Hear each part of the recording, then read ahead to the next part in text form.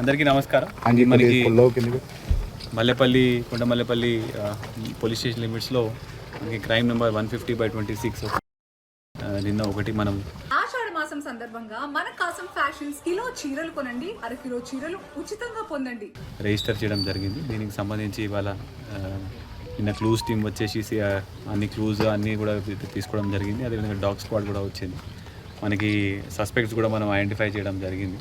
కొంత CCTV footage ద్వారా కూడా మనము కొంత సస్పెక్ట్స్ని కూడా కొంత మనం నారో డౌన్ చేసుకొని కొంతమందిని కూడా మనము పికప్ చేస్తున్నాము.